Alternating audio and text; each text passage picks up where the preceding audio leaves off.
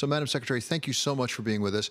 Of course, this is the first day of the Democratic Convention, and we want to talk about Vice President Biden. I know you have advised his campaign. Give us a sense, as a very successful investor from a family of very successful investors, what the markets should be expecting from a Biden presidency. Well, I think Joe Biden will be a good jobs president. I think he's going to help create the conditions where all of us as business people can create good-paying jobs, because he'll offer greater certainty and stability to our economy, both domestically and internationally.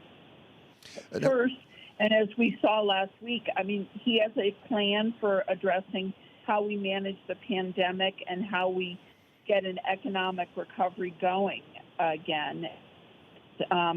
He's talked first about what we need to do to continue to control and get this pandemic under control, wearing masks, contact tracing, massive testing, PPE deployment, strengthening public health infrastructure, all the above.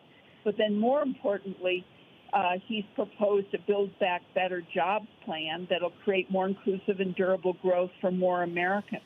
A plan that's focused on investing in manufacturing, investing in green energy, in investing in R&D, investing in our people.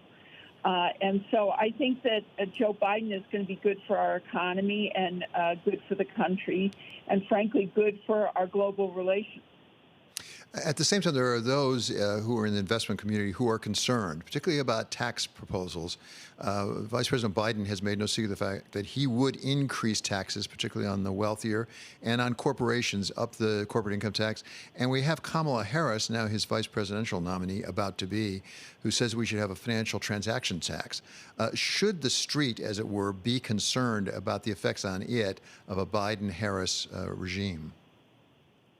No, I think, first of all, Vice President Biden understands we need to get our economy going again.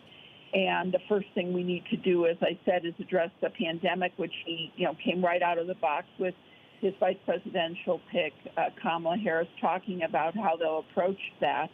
But then, vis-a-vis taxes, Joe Biden's position has been consistent. It's really, his view about timing for tax changes will depend on the conditions and state of our economy. And he understands that the most important thing we have to do is get people back to work and get our economy humming again.